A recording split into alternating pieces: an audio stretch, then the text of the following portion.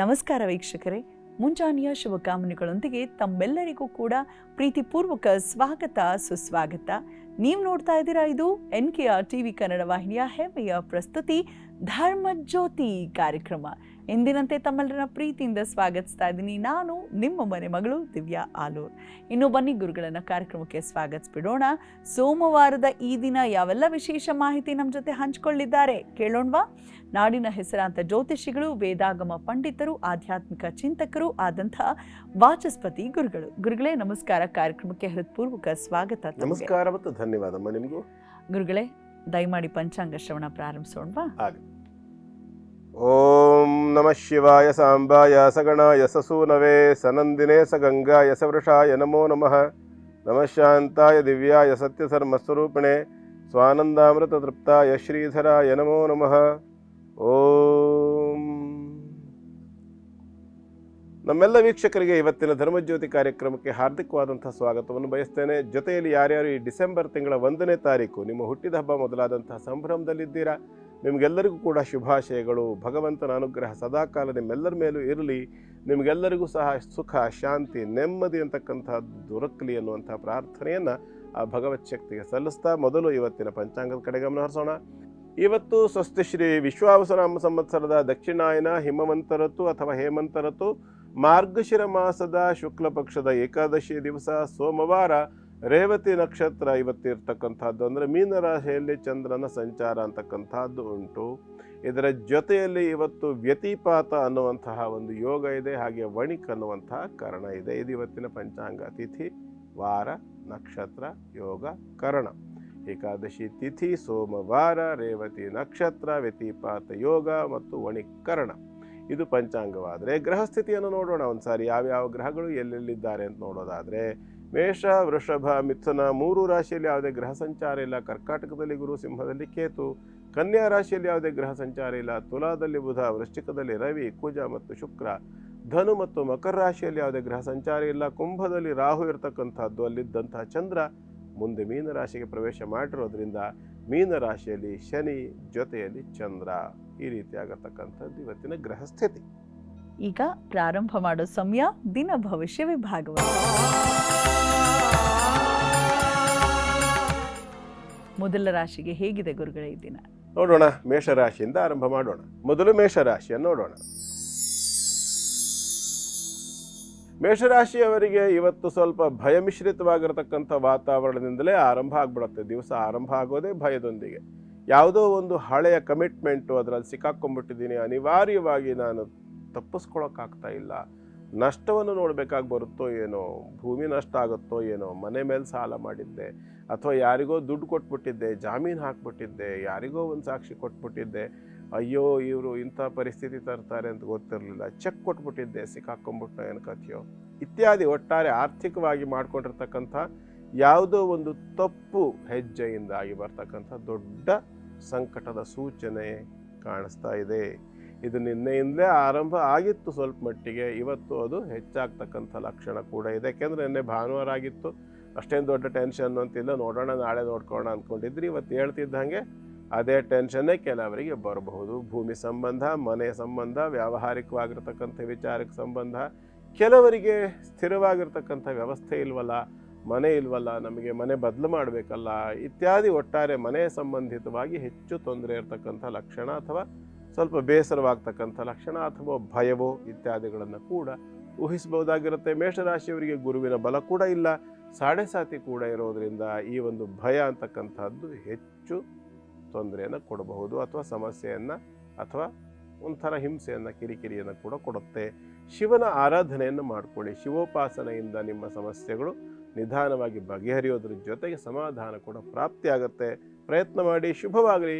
ಮುಂದಿನ ವೃಷಭ ರಾಶಿ. ವೃಷಭ ರಾಶಿಯವರಿಗೆ ಇವತ್ತು ಸ್ವಲ್ಪ ಸಮಾಧಾನ, ಹಳೆಯ ಎಲ್ಲ ಸಮಸ್ಯೆಗಳು ಒಂದು ಹಂತಕ್ಕೆ ಬರ್ತಕ್ಕಂಥದ್ದು, ಅದು ನಿವೃತ್ತಿಯನ್ನು ಹೊಂದತಕ್ಕಂಥದ್ದು, ನಿರಾಳವಾಗಿರ್ತಕ್ಕಂಥ ಒಂದು ಮನಸ್ಥಿತಿಯನ್ನು ನೋಡುವ ಪೂರ್ಣ ಅವಕಾಶ.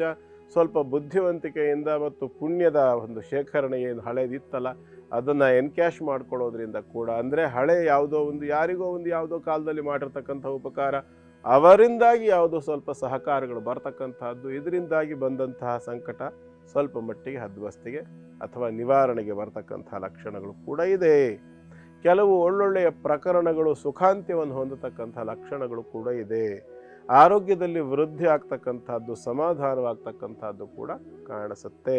ಮತ್ತು ಸಪ್ತಮದಲ್ಲಿರ್ತಕ್ಕಂತಹ ಭೃಗುಂಗಾರಕ ಯೋಗವು ಕೂಡ ಒಳ್ಳೆಯ ಒಂದು ಫಲವಾಗಿ ಹೊಸತಾದಂತಹ ವಾಹನ, ಭೂಮಿ ಇತ್ಯಾದಿಗಳ ಖರೀದಿಗೆ ಬೇಕಾಗಿರ್ತಕ್ಕಂಥ ಪೂರ್ಣವಾದ ಅವಕಾಶವನ್ನು ಕೂಡ ಉಂಟು ಮಾಡುತ್ತೆ. ಒಟ್ಟಾರೆ ಇವತ್ತಿನ ದಿನ ವೃಷಭ ರಾಶಿಯವರಿಗೆ ಸ್ವಲ್ಪ ಸಮಾಧಾನಕರವಾಗಿರ್ತಕ್ಕಂಥದ್ದು. ಶನಿಚಂದ್ರ ಅಂತಕ್ಕಂಥದ್ದು 11ನೇ ಮನೆಯಲ್ಲಿರೋದ್ರಿಂದ ಎಲ್ಲಾದರೂ ಒಂದು ಶಿವನನ್ನು ದರ್ಶನ ಮಾಡಿಕೊಳ್ಳಿ. ವಿಶೇಷವಾಗಿ ಹಳೆಯ ಕಾಲದ ಶಿವನ ಗುಡಿಯಾಗಿದ್ದ ಪಕ್ಷದಲ್ಲಿ ತುಂಬ ಒಳ್ಳೆಯದು. ಅಂತಹ ಶಿವನ ಗುಡಿಯಲ್ಲಿ ಹೋಗಿ ಶಿವನ ದರ್ಶನವನ್ನು ಮಾಡಿಕೊಳ್ಳಿ. ಉತ್ತಮವಾದಂಥ ಫಲ, ಮತ್ತಷ್ಟು ಸಮಾಧಾನ ಕೂಡ ಪ್ರಾಪ್ತಿಯಾಗುತ್ತೆ. ಶುಭವಾಗಲಿ. ಮುಂದಿನ ಮಿಥುನ ರಾಶಿ. ಮಿಥುನ ರಾಶಿಯವರಿಗೆ ಇವತ್ತಿನ ದಿನ ಚೆನ್ನಾಗಿದೆ. ರಾಶಿಗೆ ಧನಸ್ಥಾನಾಧಿಪತಿ ಆಗಿರತಕ್ಕಂತಹ ಚಂದ್ರ ಕರ್ಮಕ್ಕೆ ಬಂದಿದ್ದಾನೆ. ನಿಮ್ಮ ರಾಶಿಯ ಪೂರ್ಣ ಶುಭ ಸ್ಥಿತಿಯಲ್ಲಿರ್ತಕ್ಕಂತಹ ಬುಧ ಕೂಡ ಪಂಚಮದಲ್ಲಿದ್ದಾನೆ. ಹಳೆಯ ಎಲ್ಲ ಕೆಲಸ ಕಾರ್ಯಗಳು ಕೈಗೂಡತಕ್ಕಂಥದ್ದು, ಯಾವುದೋ ಕಾಲದಲ್ಲಿ ಮಾಡಿದ್ದಂಥ ಇನ್ವೆಸ್ಟ್ಮೆಂಟಿಂದ ಮತ್ತಷ್ಟು ಉತ್ತಮವಾದಂಥ ಲಾಭವನ್ನು ನೋಡುವ ಅವಕಾಶ ಕೂಡ ತುಂಬ ಚೆನ್ನಾಗಿ ಕಾಣುತ್ತೆ. ವಿಶೇಷವಾಗಿ ಸರ್ಕಾರದಿಂದ ಬರಬೇಕಾಗಿರ್ತಕ್ಕಂಥ ಯಾವುದೋ ಸ್ಯಾಂಕ್ಷನ್ ಇತ್ಯಾದಿಗಳು, ಸಹಾಯಧನವು, ದುಡ್ಡು ಕಾಸಿನ ವಿಚಾರದಲ್ಲೋ, ಅಧಿಕಾರದಲ್ಲೋ, ಭೂಮಿ ವಿಚಾರದಲ್ಲೋ, ಈ ವಿಷಯದಲ್ಲೆಲ್ಲ ಕೂಡ ಸರ್ಕಾರದಿಂದ ಅಥವಾ ಅಧಿಕಾರದಲ್ಲಿದ್ದವರ ಕಡೆಯಿಂದ ಸ್ವಲ್ಪ ಸಹಕಾರಗಳು ಸಿಗುವಂತಹದ್ದು, ಕೆಲಸ ಕಾರ್ಯಗಳು ವೇಗವನ್ನು ಪಡ್ಕೊಂಡು ಮುನ್ನುಗ್ಗಲಿಕ್ಕೆ ಬೇಕಾಗಿರ್ತಕ್ಕಂಥ ಎಲ್ಲ ಅವಕಾಶಗಳು ಕೂಡ ಮುಕ್ತವಾಗಿ ಕಾಣಿಸುತ್ತೆ. ಭುವನೇಶ್ವರಿ ಸಂಬಂಧವಾಗಿರ್ತಕ್ಕಂಥ ಯಾವುದಾದ್ರೂ ಒಂದು ಜಪವೋ, ಪೂಜೆಯೋ ಇತ್ಯಾದಿಗಳನ್ನು ಮಾಡ್ಕೊಳ್ತಕ್ಕಂಥದ್ದು, ಅಥವಾ ನಮ್ಮದೇ ಧರ್ಮಜ್ಯೋತಿ ಕಾರ್ಯಕ್ರಮದಲ್ಲಿ ಭುವನೇಶ್ವರಿ ದೇವಸ್ಥಾನದ ಬಗ್ಗೆ ನಾನು ತಿಳಿಸ್ಕೊಟ್ಟಿದ್ದೀನಿ. ಉತ್ತರ ಕನ್ನಡ ಜಿಲ್ಲೆಯಲ್ಲಿರ್ತಕ್ಕಂಥದ್ದು ಭುವನಗಿರಿ ಅಥವಾ ಸಿದ್ದಾಪುರ ಸಮೀಪದಲ್ಲಿರ್ತಕ್ಕಂಥ ಭುವನೇಶ್ವರಿ ಭುವನಗಿರಿಯ ದೇವಸ್ಥಾನ ದರ್ಶನಾದಿಗಳನ್ನು ಮಾಡಿಕೊಂಡು ಬಂದ ಪಕ್ಷದಲ್ಲಿ ಉತ್ತಮವಾದಂತಹ ಫಲ ಮತ್ತಷ್ಟು ನಿಮ್ಮದಾಗ್ತದೆ. ಪ್ರಯತ್ನ ಮಾಡಿ. ಶುಭವಾಗಲಿ. ಮುಂದಿನ ಕರ್ಕಾಟಕ ರಾಶಿ. ಕರ್ಕಾಟಕ ರಾಶಿಯವರಿಗೆ ಇವತ್ತಿನ ದಿನ ಚೆನ್ನಾಗಿದೆ. ಕಾರಣ ನಿಮ್ಮ ರಾಶ್ಯಾಧಿಪತಿ ಆಗಿರತಕ್ಕಂತಹ ಚಂದ್ರ ಭಾಗ್ಯದಲ್ಲಿ ಸಪ್ತಮಾಧಿಪತಿ ಆಗಿರತಕ್ಕಂತಹ ಶನೈಶ್ಚರನೊಂದಿಗೆ ಇರತಕ್ಕಂತಹದ್ದು ಮತ್ತು ರಾಶಿಯಲ್ಲಿರ್ತಕ್ಕಂಥ ಗುರು ಉಚ್ಚದಿಂದಾಗಿ ಅಥವಾ ಉಚ್ಚ ಸ್ಥಿತಿಯ ದೃಷ್ಟಿಯಿಂದ ಶನೈಶ್ಚರನಿಗೆ ಕೊಡೋದ್ರಿಂದ ಬಹಳ ದೊಡ್ಡ ಮಟ್ಟದ ಪ್ರಾಜೆಕ್ಟ್ಗಳನ್ನು ಹಾಕ್ತಕ್ಕಂಥವ್ರು, ದೊಡ್ಡ ದೊಡ್ಡ ಇನ್ವೆಸ್ಟ್ಮೆಂಟ್ ಮಾಡ್ತಕ್ಕಂಥವ್ರಿಗೆ ಕೂಡ ಸಾಕಷ್ಟು ಲಾಭವನ್ನು ನೋಡುವಂಥ ಅವಕಾಶ ಕಾಣಿಸುತ್ತೆ. ಅಲ್ಲಿರ್ತಕ್ಕಂಥ ಚಂದ್ರನಿಗಾಗಲಿ ಶನಿಗಾಗಲಿ ಯಾವುದೇ ದೊಡ್ಡ ಪಾಪಗ್ರಹಗಳ ದೃಷ್ಟಿ ಅಂತಕ್ಕಂಥದ್ದು ಇಲ್ಲ. ಬದಲಾಗಿ ಗುರುವಿನ ದೃಷ್ಟಿಯೇ ಇದೆ. ಅದು ಒಂದು ಸಣ್ಣ ಸಮಸ್ಯೆ ಏನಂತಂದರೆ, ಗುರು ವಕ್ರನಾಗಿರ್ತಕ್ಕಂಥದ್ದು ಮತ್ತು ಅಷ್ಟಮದಲ್ಲಿ ರಾಹು ಇರತಕ್ಕಂಥದ್ದು. ಹಾಗಾಗಿ ನಿಮ್ಮನ್ನು ತಪ್ಪು ಗ್ರಹಿಕೆಯನ್ನು ಕೂಡ ನಿಮಗೆ ಉಂಟು ಮಾಡ್ತಕ್ಕಂಥ ಸಾಧ್ಯತೆ ಇರುತ್ತೆ. ಕೆಲವರು ನಿಮ್ಮ ತಪ್ಪು ಗ್ರಹಿಕೆ ಅಥವಾ ಯಾವುದೋ ಒಂದು ವಿಭಾಗದಲ್ಲಿ ನಿಮಗೆ ತಿಳುವಳಿಕೆ ಇಲ್ಲದೆ ಇರತಕ್ಕಂಥದ್ದನ್ನು ಗಮನದಲ್ಲಿಟ್ಕೊಂಡು ತಮಗೆ ಇರತಕ್ಕಂಥ ತಪ್ಪು ತಿಳುವಳಿಕೆಯನ್ನು ನಿಮ್ಮ ತಲೆಗೆ ತುಂಬಿ ನಿಮ್ಮಿಂದ ಕೆಲಸಗಳನ್ನು ಮಾಡಿಸ್ಕೊಳ್ಳೋ ನೆಪದಲ್ಲಿ ನಿಮಗೆ ನಷ್ಟ ಮಾಡ್ತಕ್ಕಂಥ ಲಕ್ಷಣ ಕೂಡ ಕಾಣಿಸುತ್ತೆ. ಹಾಗಾಗಿ ಸ್ವಲ್ಪ ವಿಮರ್ಶೆ ಮಾಡದೆ ಯಾವ ಕೆಲಸವನ್ನು ಮಾಡಲಿಕ್ಕೆ ಹೋಗಬೇಡಿ. ಅದರಲ್ಲೂ ದೊಡ್ಡ ದೊಡ್ಡ ಮಟ್ಟದ ಇನ್ವೆಸ್ಟ್ಮೆಂಟ್ ಮಾಡಬೇಕಾದ ಪಕ್ಷದಲ್ಲಿ ಮಾತ್ರ ಯಾವುದೇ ವಿಷಯವಾಗಿ ಕೂಲಂಕಷವಾಗಿರ್ತಕ್ಕಂತಹ ವಿಮರ್ಶೆ ಮಾಡದೆ ಒಟ್ಟು ಹೋದೆ, ನಾನು ಕೆಲಸ ಮಾಡಿದೆ, ಏನೋ ದೊಡ್ಡ ಮಟ್ಟದ ಲಾಭ ಬರುತ್ತೆ ಅಂತ ಅವ್ರು ಹೇಳೋರು ಹಾಕ್ಬಿಟ್ಟೆ, ಹೀಗೆಲ್ಲ ಮಾಡಲಿಕ್ಕೆ ಹೋಗಬೇಡಿ. ವಿಮರ್ಶೆ ಮಾಡಿ ನೀವು ಯಾವ ವಿಭಾಗದಲ್ಲಿ ಕೆಲಸ ಮಾಡಲಿಕ್ಕಾಗಿ ಅಥವಾ ಹಣಕಾಸಿನ ಇನ್ವೆಸ್ಟ್ಮೆಂಟ್ ಮಾಡ್ತಿದ್ದೀರಾ ಅದರಲ್ಲಿ ನಿಮ್ಮ ತಿಳುವಳಿಕೆಯನ್ನು ಮೀರಿ ಹೊಸ ವ್ಯವಹಾರಗಳನ್ನು ಮಾಡಲಿಕ್ಕೆ ಹೋಗಬೇಡಿ. ಎಚ್ಚರಿಕೆಯಿಂದ ಇರಿ. ಮುಖ್ಯವಾಗಿ ಗೋಪಾಲಕೃಷ್ಣನನ್ನು ಉಪಾಸನೆ ಮಾಡಿಕೊಳ್ಳಿ. ಗೋಪಾಲಕೃಷ್ಣನ ಅನುಗ್ರಹದಿಂದ ಅಂಥ ಚಾಕಚಕ್ಯತೆಯೂ ಬರುತ್ತೆ, ಜೊತೆಯಲ್ಲಿ ನಿಭಾಯಿಸ್ತಕ್ಕಂಥ ಸಾಮರ್ಥ್ಯ ಕೂಡ ಬರುತ್ತೆ. ಪ್ರಯತ್ನ ಮಾಡಿ. ಶುಭವಾಗಿ.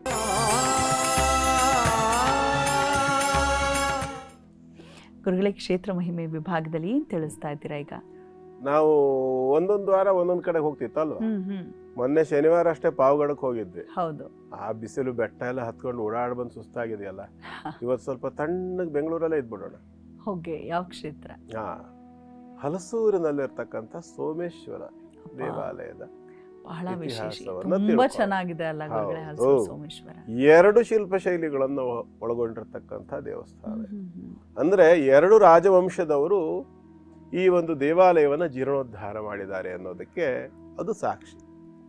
ಸರಿಸುಮಾರು 11ನೇ ಶತಮಾನದಲ್ಲಿ ಚೋಳರ ಕಾಲದಲ್ಲಿ ಆ ಆಲಯ ನಿರ್ಮಾಣ ಆಯಿತು ಅಂತಕ್ಕಂಥ ಇತಿಹಾಸ ಬಂದರೂ ಕೂಡ ಆ ನಂತರದಲ್ಲಿ 14ನೆಯ ಶತಮಾನದಲ್ಲಿ ಅಂದರೆ 11ನೆಯ ಶತಮಾನದಲ್ಲಿ ಚೋಳರಿಂದ ನಿರ್ಮಾಣವಾಗಿರ್ತಕ್ಕಂಥದ್ದು.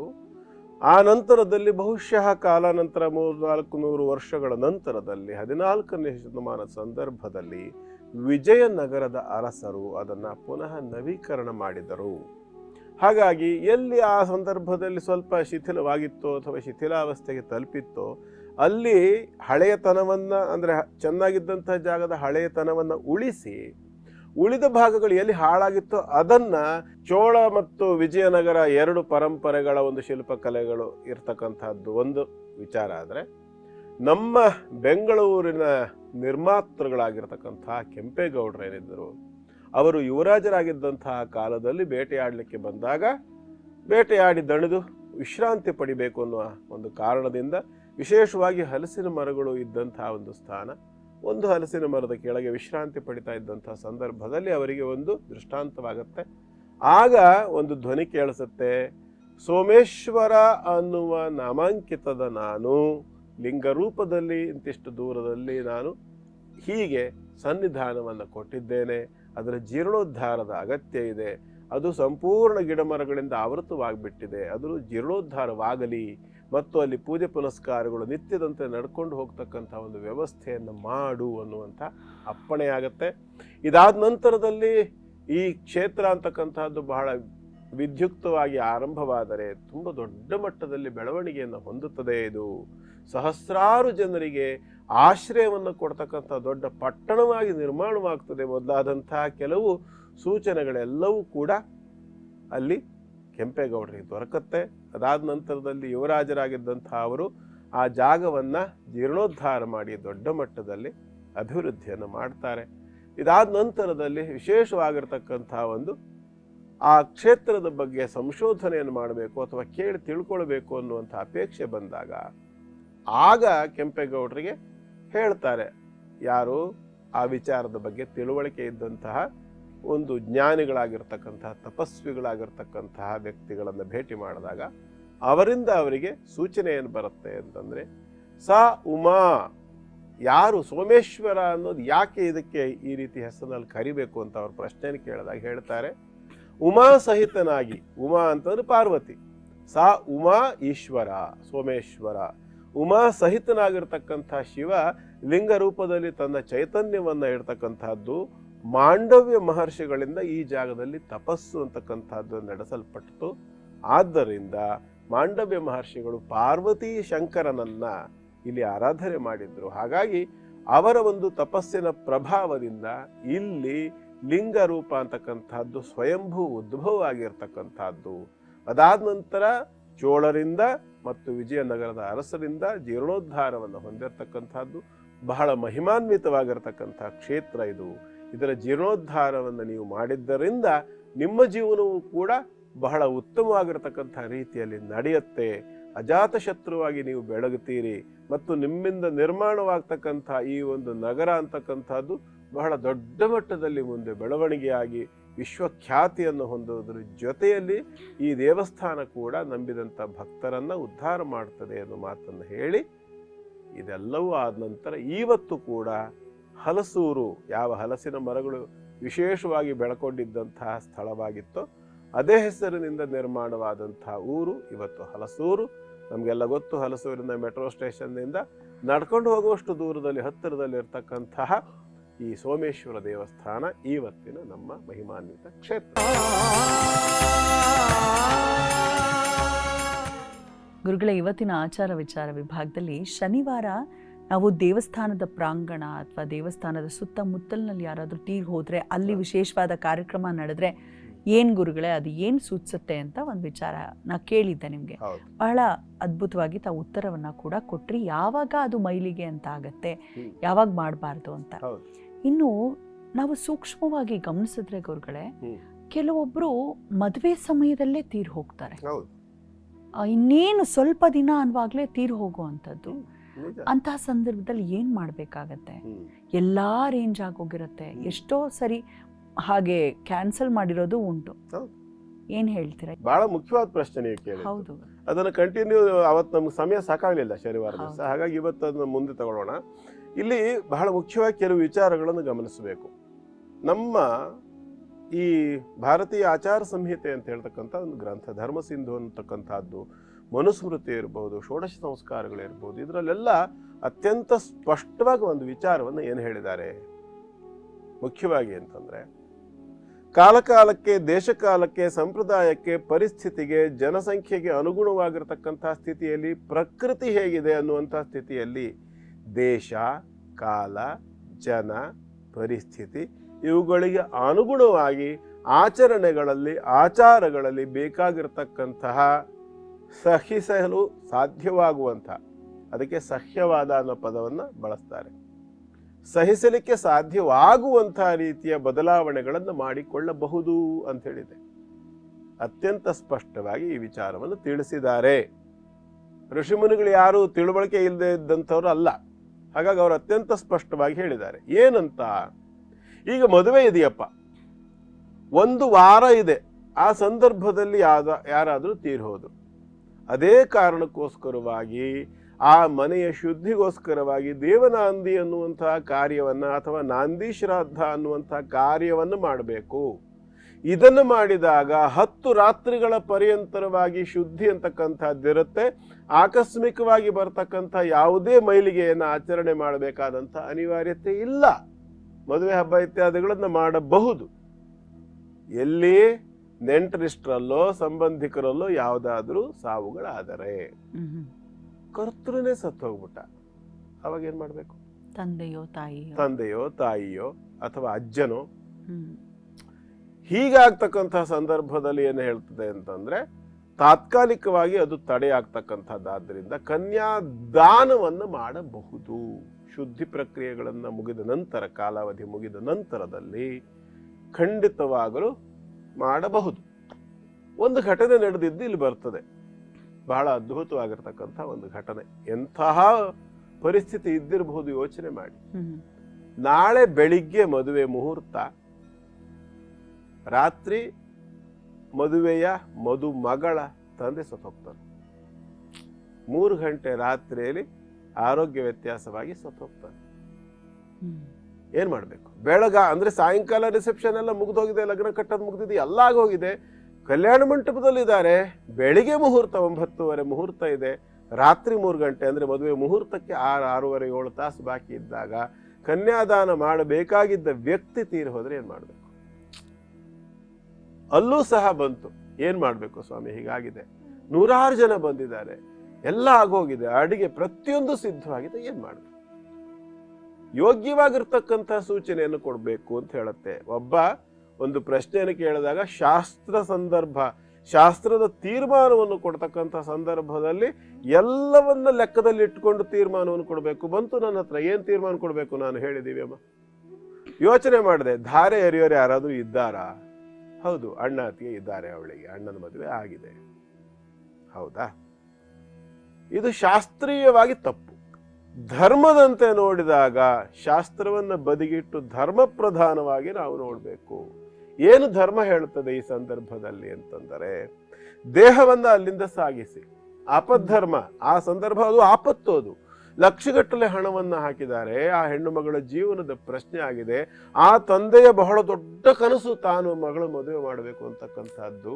ಆ ಜೀವ ಹೋಗಿದೆ. ಆ ಜೀವದ ಕನಸು ತನ್ನ ಮಗಳನ್ನು ಮದುವಣಿಗಿತ್ತಿಯಾಗಿ ನೋಡಬೇಕು ಅಂತಕ್ಕಂಥದ್ದು. ಆದ್ರೆ ಅದಿಲ್ಲ. ಕಷ್ಟಪಟ್ಟು ಸಂಪಾದನೆ ಮಾಡಿದ ಹಣವನ್ನ ಮಗಳ ಮದುವೆಗಾಗಿ ಖರ್ಚು ಮಾಡಿದೆ. ಲಕ್ಷಗಟ್ಟಲೆ ಹಣ ಇನ್ವೆಸ್ಟ್ಮೆಂಟ್ ಮಾಡಿ ಆಗಿದೆ, ಇನ್ವಿಟೇಷನ್ ಪ್ರಿಂಟ್ ಆಗಿದೆ, ಎಲ್ಲವೂ ವ್ಯವಸ್ಥೆ ಆಗಿದೆ. ಇನ್ನು 6 ಗಂಟೆಯಲ್ಲಿ ಧಾರೆ ಅಂದ್ರೆ ಇನ್ನೊಂದು 8-10 ಗಂಟೆ ಅನ್ನೋಷ್ಟೊತ್ತಲ್ಲಿ 100 ಜನರಿಗೆ ಊಟ, ಅದಕ್ಕೆ ಬೇಕಾದ ಅಡಿಗೆಯೋ ಮತ್ತೊಂದು, ಲಕ್ಷಗಟ್ಟಲೆ ಹಣ ಸಂಪೂರ್ಣ ವ್ಯರ್ಥ, ನಷ್ಟವಾಗ್ತದೆ. ಇಲ್ಲಿ ಶಾಸ್ತ್ರ ಮುಖ್ಯವೋ ಧರ್ಮ ಮುಖ್ಯವೋ? ನಾನು ಹೇಳಿದೆ, ಇಲ್ಲಿ ಧರ್ಮವೇ ಮುಖ್ಯ, ಶಾಸ್ತ್ರ ಮುಖ್ಯವಲ್ಲ. ಆ ದೇಹವನ್ನು ಅಲ್ಲಿಂದ ಸಾಗಿಸಿ ಆಸ್ಪತ್ರೆಯಲ್ಲಿ ಇಡಿಸಿ, ಡಾಕ್ಟರ್ ಹತ್ರ ಮಾತಾಡಿ ವಿಷಯವನ್ನು. ಇಂಥ ಕ್ರಾಂತಿಕಾರಿ ನಿರ್ಣಯಗಳನ್ನು ಕೆಲವು ಸಂದರ್ಭ ನಮ್ಮಂತವ್ರು ತಗೊಳ್ಬೇಕು, ಅನಿವಾರ್ಯ ಅದು. ಯಾಕೆ ಅಂತಂದ್ರೆ ಇಲ್ಲಿ ಆ ಹೆಣ್ಣು ಮಗಳ ಜೀವನದ ಪ್ರಶ್ನೆ, ಸಹಸ್ರಾರು ಜನರ ಪ್ರಶ್ನೆ. ಅವರು ಜೀವಿತಾವಧಿಯಲ್ಲಿ ಅವರು ಮಾಡಿ ಸಂಪಾದನೆ ಮಾಡಿದಂತ ಹಣವನ್ನು ಹಾಕಿದ್ದಾರೆ. ನಾಳೆ ಮತ್ತವಳು ಮದುವೆ ಮಾಡಬೇಕು ಅಂತಂದ್ರೆ ಹಣ ಎಲ್ಲಿಂದ ತರಬೇಕು?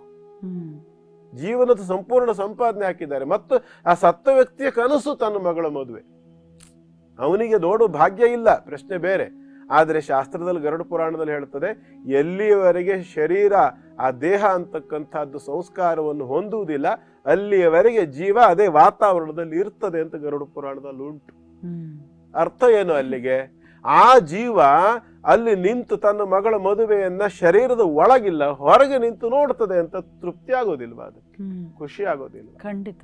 ಧರ್ಮ ಪ್ರಧಾನವೇ ಹೊರತು ಎಲ್ಲಾ ಸಂದರ್ಭ ಶಾಸ್ತ್ರ ಪ್ರಧಾನ ಅಲ್ಲ. ನಾನು ಹೇಳಿದ್ದು ಒಂದೇ ಮಾತು, ಶರೀರವನ್ನು ತಗೊಂಡೋಗಿ ಆಸ್ಪತ್ರೆಯಲ್ಲಿ ಇಡಿಸಿ ಡಾಕ್ಟರ್ಗೆ ವಿಷಯವನ್ನು ತಿಳಿಸಿ ಅಣ್ಣ ಅತ್ತಿಗೆ ಹತ್ರ ಪವಿತ್ರ ಹಾಕೊಳ್ಳೋಕೆ ಹೇಳಿ, ಮುಖ್ಯವಾಗಿ ಮದುವೆ ಆಗ್ತಕ್ಕಂಥ ಹೆಣ್ಣು ಮಗಳಿಗೆ ವಿಷಯವನ್ನು ತಿಳಿಸಬೇಡಿ ತೀರ್ ಹೋಗಿದ್ದಾರೆ ಅಂತ. ಅಪ್ಪನಿಗೆ ಸ್ವಲ್ಪ ಆರೋಗ್ಯ ವ್ಯತ್ಯಾಸ ಆಯಿತು, ಶೀತನೋ ನೆಗಡಿನೋ ಜ್ವರನೋ ಕೆಮ್ಮೋ ಏನೋ ತುಂಬ ಆಗಿತ್ತು, ಹಾಗಾಗಿ ಹಾಸ್ಪಿಟ್ಲಿಗೆ ಹೋಗಿದ್ದಾರೆ ಅಂತ ಹೇಳಿ ನೀವು ಮದುವೆ ಕಾರ್ಯವನ್ನು ಮುಂದುವರಿಸಿ ಆಮೇಲೆ ಬಾಕಿ ವಿಚಾರ ಭಗವಂತ ನೋಡ್ಕೊಳ್ತಾನೆ, ತೊಂದರೆ ಇಲ್ಲ.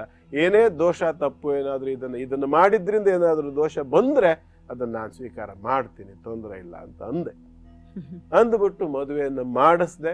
ಅದಾದ ನಂತರದಲ್ಲಿ ಆ ಹೆಣ್ಣು ಮಗಳಿಗೆ ತುಂಬ ಅನುಮಾನ ಬಂತು, ಏನೋ ಎಡವಟ್ಟಾಗಿದೆ. ಅಪ್ಪ ಇಷ್ಟು ಆಸೆ ಪಟ್ಟು ಮಾಡ್ತಾ ಇರ್ತಕ್ಕಂಥ ಮದುವೆ ಅಂಥದ್ರಲ್ಲಿ ಅಪ್ಪ ಮಂಟಪಕ್ಕೆ ಬರ್ತಿಲ್ಲ, ಎಂಥದ್ದೇ ಸಂದರ್ಭದಲ್ಲಿ ಅಪ್ಪ ಇಲ್ಲದೆ ಇರೋದಕ್ಕೆ ಸಾಧ್ಯ ಇಲ್ಲ, ಎಲ್ಲಿ ಹೋದ್ರು ಅಪ್ಪ ಅಂತ ಹೇಳಿ ಮಂಟಪದಲ್ಲಿ ತುಂಬ ಹಠ ಮಾಡಿದ್ರು. ಅವಾಗ ನಾನು ಹೇಳಿದೆ, ನೋಡಮ್ಮ, ನಿನ್ನ ಅಪ್ಪನ ಆಸೆ ಏನು? ನಿನ್ನ ಮದುವೆ, ನೀನೀಗ ಮದುವೆ ಮಾಡ್ಕೊಳ್ತಿದ್ಯಾ ಅಂದ್ರೆ ನಿಮ್ಮ ಅಪ್ಪನ ಖುಷಿ ಆಗುತ್ತೋ ಇಲ್ಲ? ನಿಮ್ಮಪ್ಪ ಇಲ್ಲಿ ಇರೋದೇ ನಿನಗೆ ಪ್ರಧಾನ ಅಂತ ಹೇಳಾದ್ರೆ ಬೇಕಾದ್ರೆ ಒಂದು ಫೋಟೋ ತಂದಿಟ್ಕೊ ನಿಮ್ಮಪ್ಪಂದ ಅಂದೆ. ಅವಳಿಗೆ ಆವಾಗ ಸಂಶಯ ಬಂತು, ಫೋಟೋ ತಂದಿಟ್ಕ ಅಂತ ಅಂದ್ಕೊಂಡು. ಆವಾಗ ಹೇಳಿದೆ, ಒಳ್ಳೆ ಮಾತಿನಲ್ಲಿ ಮದುವೆ ಮಾಡ್ಕೊ, ಬಾಕಿ ವಿಚಾರಗಳೆಲ್ಲ ಮದುವೆ ಮುಗಿದ್ಮೇಲೆ ನೋಡೋಣ. ಇದು ಚರ್ಚೆಗೋ ಕಣ್ಣೀರಿಗೋ ರಗಳೆಗೋ ಜಗಳಕ್ಕೋ ಸಮಯ ಅಲ್ಲ, ಇಲ್ಲಿ ದೃಢ ನಿರ್ಧಾರ ದೃಢವಾದಂಥ ಹೆಜ್ಜೆ ಇಡಬೇಕು ಅಂತ ಹೇಳಿ ಮದುವೆನೆಲ್ಲ ಮುಗಿಸಿ ಆ ನಂತರದಲ್ಲಿ ಮಧ್ಯಾಹ್ನ ಊಟ ಎಲ್ಲ ಮುಗಿದ ನಂತರದಲ್ಲಿ ಬಂದು ಜನರೆಲ್ಲ ಒಂದು ಹಂತ ಕಳೆದ ನಂತರದಲ್ಲಿ ಯಾರಿಗೂ ವಿಷಯವನ್ನು ತಿಳಿಸದೆ ಒಂದು ಹಂತ ಮುಗಿದ ಮೇಲೆ ಮುಖ್ಯವಾದ ಜನರಿಗೆ ವಿಷಯವನ್ನು ತಿಳಿಸಿದೆ. ಅಂದರೆ ಅರ್ಥ ಏನು ಅಂತಂದ್ರೆ, ಶಾಸ್ತ್ರದಲ್ಲಿ ಹೇಳಿದೆ ಸತ್ಯ, ಆದರೆ ಸಮಯ ಸನ್ನಿವೇಶ ಪರಿಸ್ಥಿತಿಗಳಿಗೆ ಅನುಗುಣವಾಗಿ ಕೆಲವು ಕ್ರಾಂತಿಕಾರಿ ನಿರ್ಣಯಗಳನ್ನು ನಾವು ತಗೊಳ್ಳೋ ಅನಿವಾರ್ಯತೆ ಇರುತ್ತೆ. ಅದನ್ನು ಮಾಡಲೇಬೇಕು ಪರಿಸ್ಥಿತಿಗೆ ತಕ್ಕಂತೆ. ಚಿನ್ನದ ಸೂಜಿ ಅಂತ ಹೇಳಿ ಕಣ್ಣು ಚುಚ್ಕೊಳ್ಳೋಕೆ ಬರೋದಿಲ್ಲ. ಶಾಸ್ತ್ರದಲ್ಲಿ ಕಠಿಣವಾಗಿ ಹೇಳಿದೆ ಅನ್ನೋ ಕಾರಣಕ್ಕಾಗಿ ಎಲ್ಲ ಸಂದರ್ಭ ನಾವು ಜೀವಂತ ಬದುಕಿದ್ರಲ್ವೇಂದ್ರಿ ಶಾಸ್ತ್ರದನ್ನು ನಿರ್ವಹಣೆ ಮಾಡೋದು ಅಥವಾ ಶಾಸ್ತ್ರದಂತೆ ನಡ್ಕೊಳ್ಳೋದು ಯಾವಾಗ? ನಮ್ಮ ಜೀವನಕ್ಕೆ ಪೂರಕವಾಗಿ ಇರ್ತಕ್ಕಂಥದ್ದು ಶಾಸ್ತ್ರ. ಅದರಲ್ಲಿ ಕೆಲವು ಬದಲಾವಣೆಗಳು ಅಪಾಯಕರವಲ್ಲದ ರೀತಿಯಲ್ಲಿರ್ತಕ್ಕಂಥ ಬದಲಾವಣೆಗಳನ್ನು ಖಂಡಿತವಾಗ್ಲೂ ಮಾಡ್ಕೊಳ್ಬಹುದು, ಅದಕ್ಕೆ ಯಾವುದೇ ವಿರೋಧ ಇಲ್ಲ. ಆದರೆ ಒಂದು ಮಾತು ಏನಪ್ಪ ಅಂತಂದ್ರೆ, ಮದುವೆಗೆ 15-20 ದಿನ ಇರುವಂಥ ಸಂದರ್ಭದಲ್ಲಿ ಏನಾದರೂ ಮೃತ್ಯುವಾದರೆ 10 ರಾತ್ರಿ ಸೂತಕ ನಂತರದಲ್ಲಿ ನಡೆಸ್ತಕ್ಕಂಥದ್ದು. ಅಕಸ್ಮಾತ್ ಮದುವೆಗೆ 1 ವಾರ ಇದೆ, 8 ದಿವಸ ಇದೆ ಅನ್ನುವಂಥ ಸಂದರ್ಭದಲ್ಲಿ ಮೃತ್ಯುವಾದರೆ, ಕರ್ತೃವಿನ ಮೃತ್ಯುವಾದರೆ ಆಗ ಮದುವೆ ನಿಲ್ಲಿಸುವುದು ಅನಿವಾರ್ಯ ಆಗತ್ತೆ. ಅದರಲ್ಲೂ ಸಾಕಷ್ಟು ರಿಯಾಯಿತಿಗಳನ್ನು ಶಾಸ್ತ್ರಕಾರ ಹೇಳಿದ್ದಾರೆ. ಸಂದರ್ಭಾನುಸಾರ ಅದನ್ನು ನಾವು ನೋಡಿಕೊಂಡು ಅದರಂತೆ ಆಚರಣೆ ಮಾಡ್ಕೋಬೇಕಾಗುತ್ತೆ.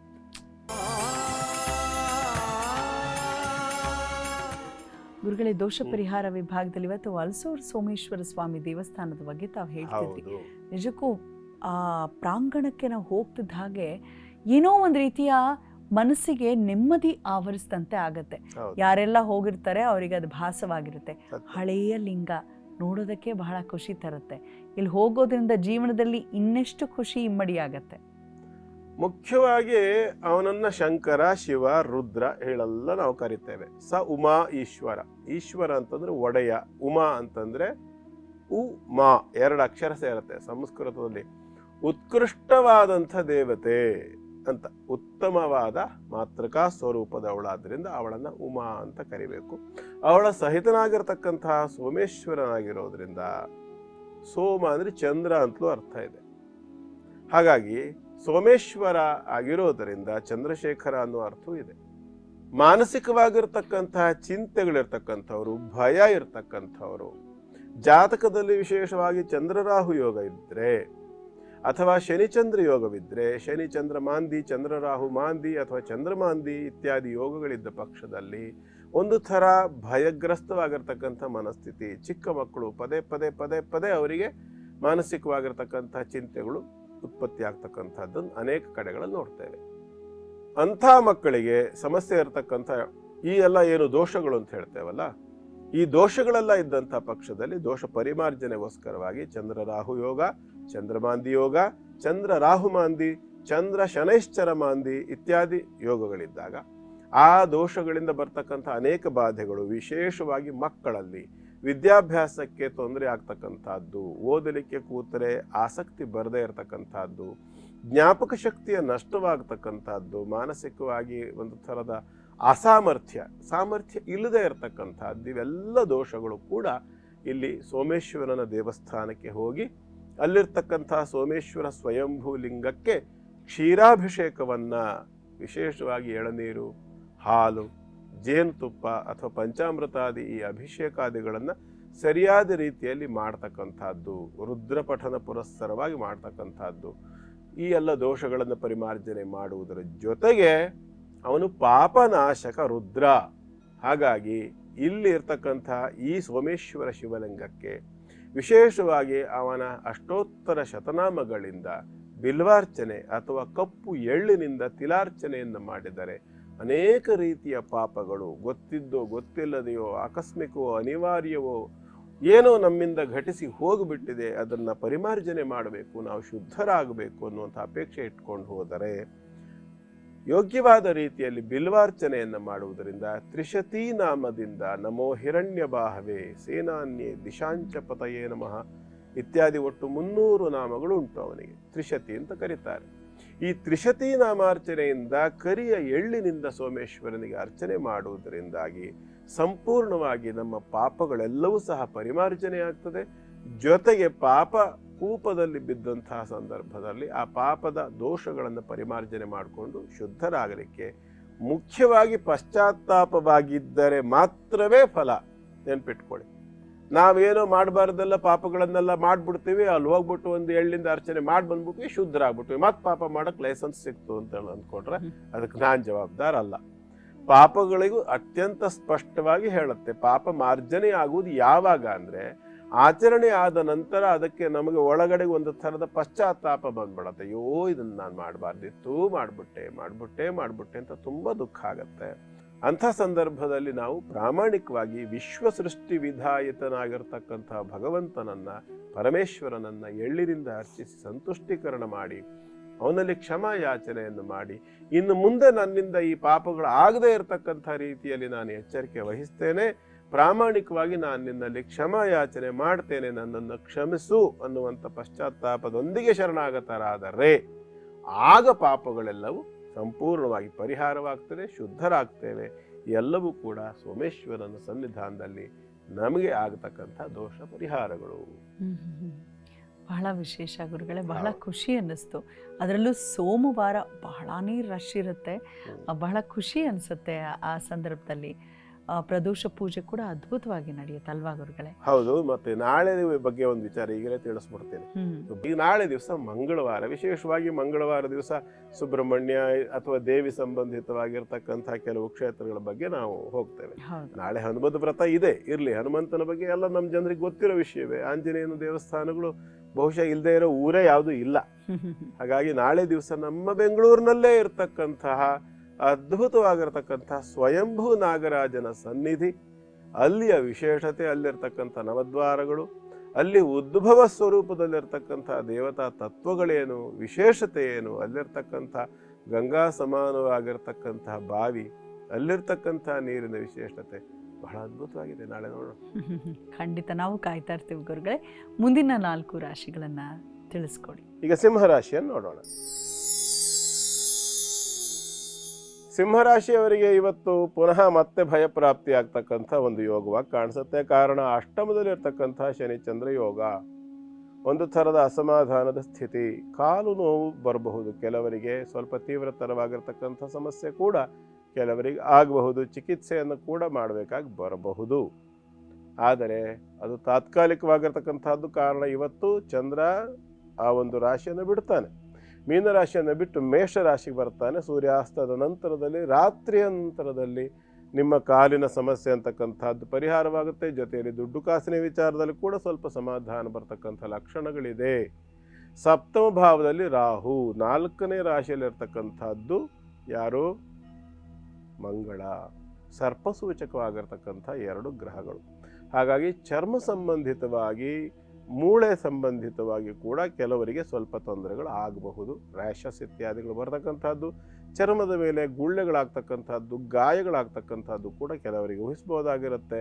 ಯೋಗ್ಯವಾಗಿರ್ತಕ್ಕಂಥ ವೈದ್ಯರಲ್ಲಿ ಸರಿಯಾಗಿರ್ತಕ್ಕಂಥ ಒಂದು ಚಿಕಿತ್ಸೆಯನ್ನು ಅದಕ್ಕಾಗಿ ಮಾಡಿಸ್ಕೊಳ್ಬೇಕು. ಸುಬ್ರಹ್ಮಣ್ಯನ ಉಪಾಸನೆಯನ್ನು ಮಾಡಿಕೊಳ್ಬೇಕು, ಅಥವಾ ಗೋ ಪೂಜೆ, ಗೋ ಸೇವೆಯನ್ನು ಮಾಡೋದ್ರಿಂದ ಕೂಡ ದೋಷಗಳು ಪರಿಹಾರವಾಗುತ್ತೆ. ಪ್ರಯತ್ನ ಮಾಡಿ. ಶುಭವಾಗಲಿ. ಮುಂದಿಂದು ಕನ್ಯಾ ರಾಶಿ.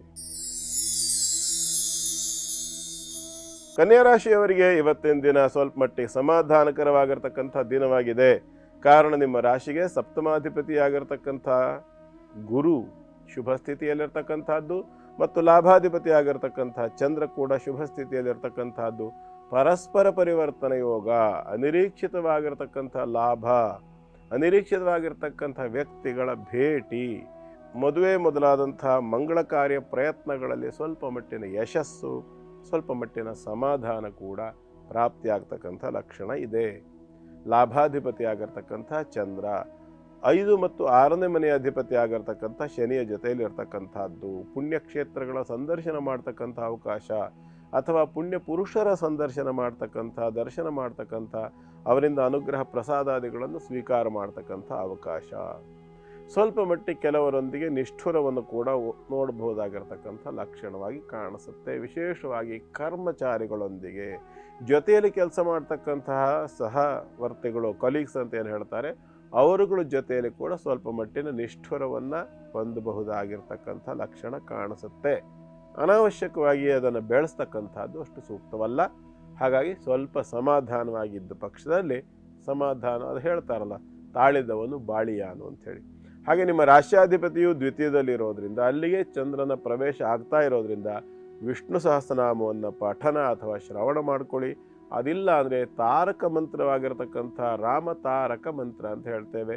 ಶ್ರೀರಾಮ ಜಯ ರಾಮ ಜಯ ಜಯ ರಾಮ, ಈ 13 ಅಕ್ಷರದ ಮಂತ್ರದ ಪಠನವನ್ನು ಕೂಡ ಮಾಡ್ಕೊಳ್ಬಹುದು. ಇದರಿಂದ ಕೂಡ ಸಾಕಷ್ಟು ಉತ್ತಮವಾದಂತಹ ಒಂದು ಪರಿಣಾಮ ಮತ್ತು ಪ್ರಭಾವ ಸಿಕ್ಕತ್ತೆ. ಪ್ರಯತ್ನ ಮಾಡಿ. ಶುಭವಾಗಲಿ. ಮುಂದೆಂದು ತುಲಾರಾಶಿ. ತುಲಾರಾಶಿಯವರಿಗೆ ಇವತ್ತು ಸೂರ್ಯಾಸ್ತದವರೆಗೆ ಸ್ವಲ್ಪ ಮಟ್ಟಿನ ಕಿರಿಕಿರಿ, ಮಾನಸಿಕವಾಗಿರ್ತಕ್ಕಂಥ ಅಸಮಾಧಾನದ ಸ್ಥಿತಿ, ಕೆಲಸ ಕಾರ್ಯದಲ್ಲಿ ಒಂದು ಥರದ ಬೇಸರ, ಕಾರ್ಯವನ್ನು ಮಾಡಲಿಕ್ಕೆ ಉತ್ಸಾಹವಿಲ್ಲದ ಒಂದು ಸ್ಥಿತಿ, ಏನೋ ಒಂದು ಥರದ ಭಯ ಮಿಶ್ರಿತವಾಗಿರ್ತಕ್ಕಂಥ ಮನಸ್ಥಿತಿ. ಚಂದ್ರರಾಹು ಯೋಗ ಅಂತಕ್ಕಂಥದ್ದು ಮುಗಿದು ಮುಂದೆ ಹೋಗಿದ್ದು, ಹಾಗಾಗಿ ನಿನ್ನೆಯ ದಿವಸ ಭಾನುವಾರ ವಿಶ್ರಾಂತಿ ಇತ್ಯಾದಿಗಳನ್ನು ತಗೊಂಡಿರ್ತೀರಿ. ಸ್ವಲ್ಪ ಮಟ್ಟಿಗೆ ಆರೋಗ್ಯದಲ್ಲಿ ಸುಧಾರಣೆಯೇನೋ ಕಂಡಿರುತ್ತೆ. ಆದರೆ ಮಾನಸಿಕವಾಗಿರ್ತಕ್ಕಂಥ ಒಂದು ಸಮಾಧಾನದ ಕೊರತೆ ಅನ್ನುವಂಥದ್ದು ಕಾಣಿಸುತ್ತೆ. ಕಾರಣ ಚಂದ್ರನಿಗೆ ಇರ್ತಕ್ಕಂಥ ಶನಿಯ ಬಾಧೆ, 4 ಮತ್ತು 5ನೇ ರಾಶಿಯ ಅಧಿಪತಿ, ಮನೆ ಮತ್ತು ಕುಟುಂಬ ಸಂಬಂಧಿತವಾಗಿ, ಮಕ್ಕಳ ಸಂಬಂಧಿತವಾಗಿರ್ತಕ್ಕಂಥ ಯಾವುದೋ ಒಂದು ಥರದ ಅಸಮಾಧಾನದ ಸ್ಥಿತಿ. ಕರ್ಮಾಧಿಪತಿಯಾಗಿರ್ತಕ್ಕಂಥ ಚಂದ್ರನ ಜೊತೆಯಲ್ಲಿರೋದ್ರಿಂದ ಎಲ್ಲ ನನ್ನ ಹಣೆ ಬರ, ನಾನೇ ಮಾಡಿಕೊಂಡಿದ್ದು, ಹಾಗೆ ಹೀಗೆ ಇತ್ಯಾದಿ ಎಲ್ಲ ಕೆಲವು ಸಂದರ್ಭ ಬೇಸರ ಕೂಡ ಆಗಬಹುದು. ಆದರೆ ಸಪ್ತಮ ಭಾವಕ್ಕೆ ಯಾವಾಗ ಚಂದ್ರ ಅಶ್ವಿನಿ ನಕ್ಷತ್ರಕ್ಕೆ ಪ್ರವೇಶ ಮಾಡ್ತಾನೆ, ಆ ನಂತರದಲ್ಲಿ ಸ್ವಲ್ಪ ಮಟ್ಟಿನ ಸಮಾಧಾನವೂ ಪ್ರಾಪ್ತಿಯಾಗುತ್ತೆ. ಆದರೆ ಬುಧ ಚಂದ್ರ ಯೋಗ ಸಪ್ತಮದಲ್ಲಿರೋದ್ರಿಂದ ಆ ಸಮಾಧಾನವು ಗಟ್ಟಿಯಾಗಿ ನಿಲ್ಲೋದು ಕಷ್ಟ. ಬುಧ ವಕ್ರಸ್ಥಿತಿಯಲ್ಲಿರೋದ್ರಿಂದ ವಿಷ್ಣು ಸಹಸ್ರನಾಮದ ಪಠನವನ್ನು ಮಾಡಿಕೊಳ್ಳಿ. ಇದರಿಂದ ಸಾಕಷ್ಟು ಸಮಾಧಾನ ದೊರಕುತ್ತೆ. ಪ್ರಯತ್ನ ಮಾಡಿ. ಶುಭವಾಗಲಿ. ಮುಂದೆಂದು ವೃಶ್ಚಿಕ ರಾಶಿ. ವೃಶ್ಚಿಕ ರಾಶಿಯವರಿಗೆ ಇವತ್ತಿನ ದಿನ ಅತ್ಯುತ್ತಮವಾಗಿರ್ತಕ್ಕಂಥ ಒಂದು ದಿನವಾಗಿ ಕಾಣುತ್ತೆ. 5, 6ನೇ ರಾಶಿಯಲ್ಲಿ ಚಂದ್ರನ ಸಂಚಾರವಾಗ್ತಕ್ಕಂಥ ಸ್ಥಿತಿ. ಅನಿರೀಕ್ಷಿತವಾಗಿರ್ತಕ್ಕಂಥ ಉತ್ತಮವಾದ ಬೆಳವಣಿಗೆಗಳಾಗತ್ತೆ. ಭಯದಲ್ಲಿ ಇದ್ದಂತಹ ಸಂದರ್ಭ ಇದ್ದರೆ ಭಯದಿಂದ ನಿವೃತ್ತಿ ಅಂತಕ್ಕಂಥದ್ದು ಪ್ರಾಪ್ತಿಯಾಗತ್ತೆ. ಮಕ್ಕಳ ವಿಷಯಕ್ಕೆ ಸಂಬಂಧಪಟ್ಟು ಕೂಡ ಸ್ವಲ್ಪ ಸಮಾಧಾನ, ನೆಮ್ಮದಿಗಳನ್ನು ನೋಡಬಹುದಾಗಿರುತ್ತೆ. ಹಿರಿಯರಿಂದ ಸಾಕಷ್ಟು ಸಹಕಾರ ಅಂತಕ್ಕಂಥದ್ದು ಕೂಡ ಸಿಕ್ಕತ್ತೆ. ಸಪ್ತಮಾಧಿಪತಿ ಆಗಿರ್ತಕ್ಕಂಥ ಶುಕ್ರ ರಾಶಿಯಲ್ಲಿಯೇ ಇರೋದರಿಂದ ಸ್ವಲ್ಪ ವ್ಯಾಪಾರ ವ್ಯವಹಾರಗಳಲ್ಲಿ, ಉದ್ಯೋಗದಲ್ಲಿ ಕೂಡ ಸ್ವಲ್ಪ ಮಟ್ಟಿನ ಲಾಭಾಂಶವನ್ನು ನೋಡಬಹುದು. ಶೇರ್ ಮಾರ್ಕೆಟ್ ಇತ್ಯಾದಿಗಳಲ್ಲಿ ಇನ್ವೆಸ್ಟ್ ಮಾಡಿದ್ದರೆ ಸ್ವಲ್ಪ ಮಟ್ಟಿಗೆ ಇವತ್ತು ಸಮಾಧಾನವನ್ನು ಕೂಡ ನೋಡಬಹುದಾಗಿರುತ್ತೆ. 6ನೇ ರಾಶಿಯಲ್ಲಿ ಯಾವಾಗ ಬರ್ತಾನೆ ಚಂದ್ರ, ಆವಾಗ ನಿಮ್ಮ ರಾಶಿಗೆ ವ್ಯಯಸ್ಥಿತಿಯಲ್ಲಿರ್ತಕ್ಕಂಥವನೇ ಆಗಿದ್ದರೂ ಕೂಡ ಬುಧ ವಕ್ರನಾಗಿರೋದ್ರಿಂದ ಸ್ವಲ್ಪ ಮಟ್ಟಿನ ಆರ್ಥಿಕ ಲಾಭವನ್ನು ಕೂಡ ನೋಡಬಹುದಾಗಿರುತ್ತೆ. ಬೆಳ್ಳಿ ಬಂಗಾರ ಮೊದಲಾದಂಥ ವ್ಯಾಪಾರ ವ್ಯವಹಾರಗಳನ್ನು ಮಾಡ್ತಕ್ಕಂಥವ್ರಿಗೆ ಕೂಡ ಸ್ವಲ್ಪ ಮಟ್ಟಿನ ಸಮಾಧಾನ ಅಂತಕ್ಕಂಥದ್ದು ವೃಶ್ಚಿಕ ರಾಶಿಯವರಿಗೆ ದೊರಕುವಂಥ ಲಕ್ಷಣ ಇದೆ. ಈ ಎಲ್ಲ ವಿಚಾರಗಳಲ್ಲಿ ಕೂಡ ದುರ್ಗಾ ಪರಮೇಶ್ವರಿ ಉಪಾಸನೆಯನ್ನು ಮಾತ್ರ ಬಿಟ್ಕೊಳ್ಬೇಡಿ. ದುರ್ಗಾ ಪರಮೇಶ್ವರಿ ಉಪಾಸನೆಯಿಂದಾಗಿ ಸಾಕಷ್ಟು ಉತ್ತಮವಾದಂಥ ಫಲವೂ ಸಿಕ್ಕುತ್ತೆ. ಬರುವಂಥ ಏನಾದ್ರು ಸಮಸ್ಯೆಗಳು ಲಕ್ಷಣಗಳು ಅಂದರೆ ಸಮಸ್ಯೆಗಳು ಬರ್ತಕ್ಕಂಥ ಲಕ್ಷಣಗಳೇನಾದರೂ ಇದ್ದರೂ ಕೂಡ ಅದರಿಂದ ಕೂಡ ಪರಿಹಾರ ಸಿಕ್ಕತ್ತೆ. ಪ್ರಯತ್ನ ಮಾಡಿ. ಶುಭವಾಗಲಿ. ಗುರುಗಳೇ, ಶಶಿಕಲಾ ಅನ್ನೋರು ಪ್ರಶ್ನೆಯನ್ನ ಕಳಿಸ್ಕೊಟ್ಟಿದ್ದಾರೆ. 5/8/1997 ಹುಟ್ಟಿರುವಂಥದ್ದು, 11:15 PM ಅಂತ ಹೇಳ್ತಾ ಇದ್ದಾರೆ. KM ದೊಡ್ಡಿಯಿಂದ ಈ ಪ್ರಶ್ನೆಯನ್ನ ಕಳಿಸ್ತಿದ್ದಾರೆ. ಗುರುಜಿ ನಮಸ್ತೆ ಗುರುಜಿ, ನಮ್ಮ ಮನೇಲಿ ಯಾಕೋ ಈಗೀಗ ತುಂಬಾನೇ ಮನಸ್ತಾಪ, ಜಗಳ ಜಾಸ್ತಿ ಆಗಿದೆ.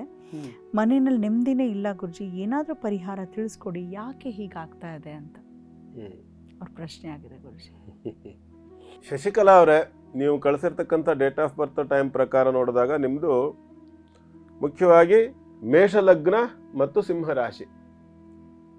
ಸಿಂಹರಾಶಿ ನಿಮ್ಮದು ಪೂರ್ವ ಫಲ್ಗುಣಿ ಅಥವಾ ಹುಬ್ಬ ನಕ್ಷತ್ರ ಅಂತ ಕಾಣಿಸುತ್ತೆ. ನೀವು ಕಳಿಸಿರ್ತಕ್ಕಂಥ ಡೇಟ್ ಆಫ್ ಬರ್ತ್ ಟೈಮ್ ಪ್ರಕಾರ ನಾನು ಹೇಳ್ತಾ ಇದ್ದೀನಿ. ನಿಮ್ಮ ಹೆಸರ ಪ್ರಕಾರ ಯೋಚನೆ ಮಾಡಿದಾಗ ನಿಮ್ಮದು ಶಶಿಕಲಾ ಅನ್ನೋ ಹೆಸರಿಗೆ ಹೆಚ್ಚಾಗಿ ಸಿಂಹರಾಶಿ ಬರೋದಿಲ್ಲ. ಆದರೆ ನಿಮ್ಮ ಡೇಟ್ ಆಫ್ ಬರ್ತ್ ಟೈಮ್ ಪ್ರಕಾರ ಹುಬ್ಬ ನಕ್ಷತ್ರ ಸಿಂಹರಾಶಿ ಆಗುತ್ತೆ. ವರ್ತಮಾನ ಕಾಲದಲ್ಲಿ ಚಂದ್ರ ದಶೆ ಅಂತಕ್ಕಂಥದ್ದು ನಡೀತಾ ಇದೆ. ಚಂದ್ರ ಅಂದರೆ ದಶಾಕಾರಕನೇ ಕೇಂದ್ರಾಧಿಪತಿಯಾಗಿದ್ದು ಪಂಚಮದಲ್ಲಿ ಪೂರ್ವ ಪುಣ್ಯ ಸ್ಥಾನದಲ್ಲಿದ್ದು ರಾಹು ಮೊದಲಾಗಿರತಕ್ಕಂಥ ಗ್ರಹ ಬಾಧೆಯನ್ನು ಹೊಂದಿದ್ದಾಗ ಆ ಕುಟುಂಬಕ್ಕೆ ಹಿಂದಿನಿಂದ ಬಂದಿರತಕ್ಕಂತಹ ಪಿತೃಶಾಪ, ಪ್ರೇತಾದಿ ಶಾಪಗಳು, ಮಾತೃಶಾಪಗಳು ಮೊದಲಾದಂಥ ಅನೇಕ ರೀತಿಯಾಗಿರ್ತಕ್ಕಂಥ ದೋಷಗಳನ್ನು ಊಹಿಸುತ್ತೆ. ಈ ನಿಮ್ಮ ಜಾತಕದ ಪ್ರಕಾರ ಇದು ಕುಟುಂಬದಲ್ಲಿ ಹಿಂದೆ ಆಗಿರಬಹುದಾಗಿರ್ತಕ್ಕಂಥ ಕೆಲವು ಶಾಪಗಳಿಂದ ಬಂದಿರುವಂಥ ತೊಂದರೆ ಅಂತ ಕಾಣುತ್ತೆ.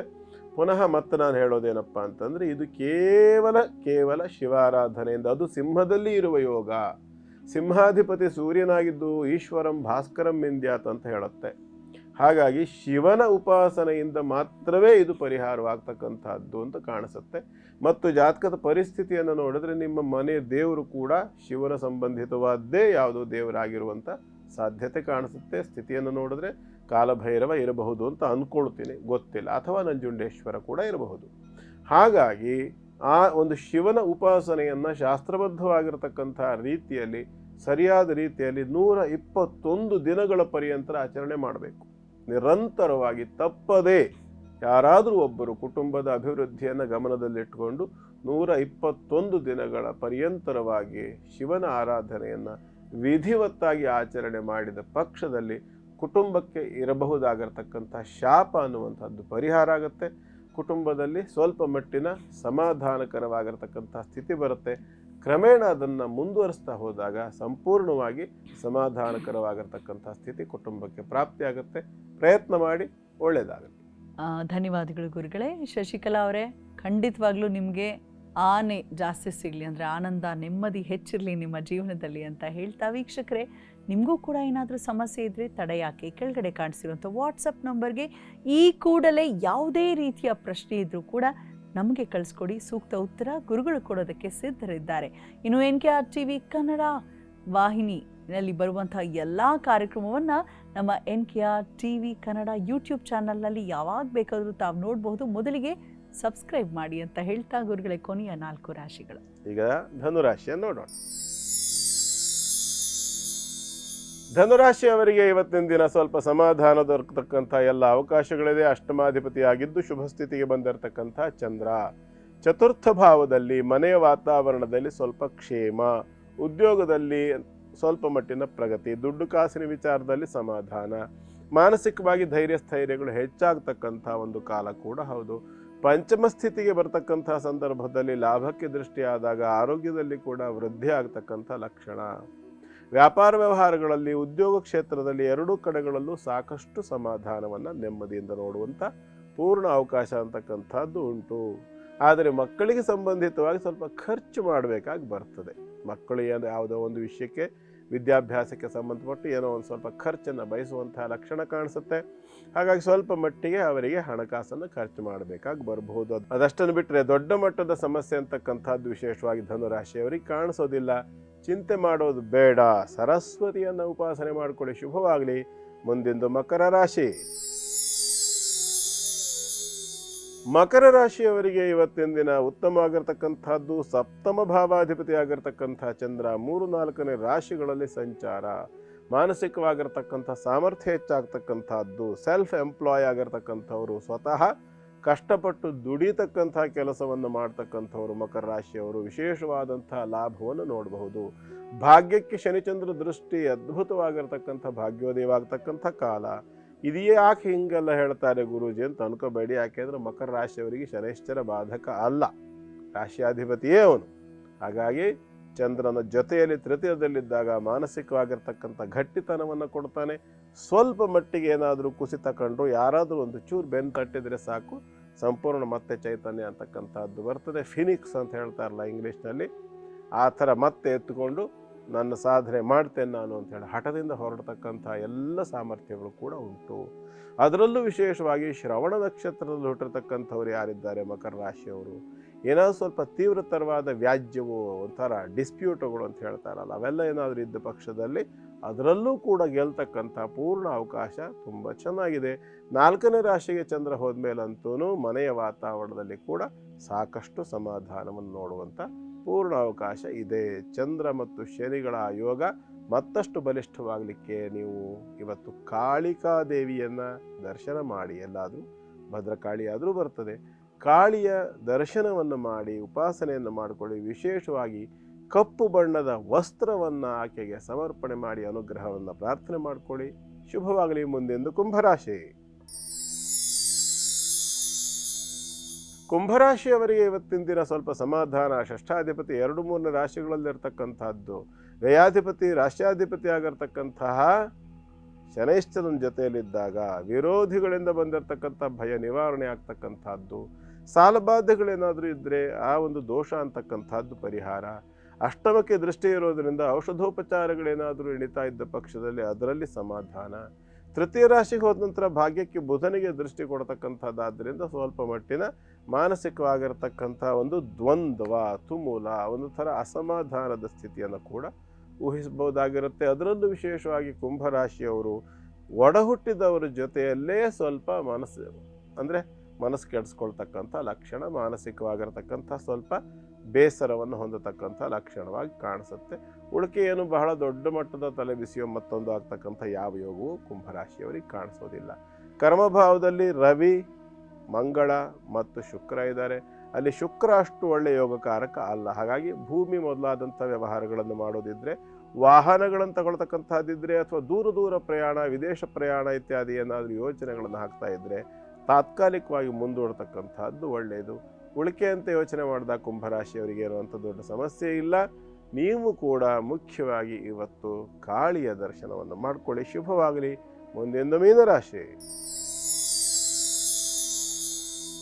ಮೀನರಾಶಿಯವರಿಗೆ ಇವತ್ತಿನ ದಿನ ಚೆನ್ನಾಗಿದೆ. ರಾಶಿಗೆ ಪಂಚಮಾಧಿಪತಿ ಈಗಾಗಲೇ ಬಂದಿದ್ದಾನೆ, ಸಮಾಧಾನದಿಂದ ಆರಂಭ ಆಗಿದೆ ಈ ವಾರ ಅಂತಕ್ಕಂಥದ್ದು. ಸಂಪಾದನೆ ವಿಚಾರದಲ್ಲಿ ಕೂಡ ಸಾಕಷ್ಟು ಸಮಾಧಾನ ಅಂತಕ್ಕಂಥದ್ದು ಕಾಣಿಸುತ್ತೆ.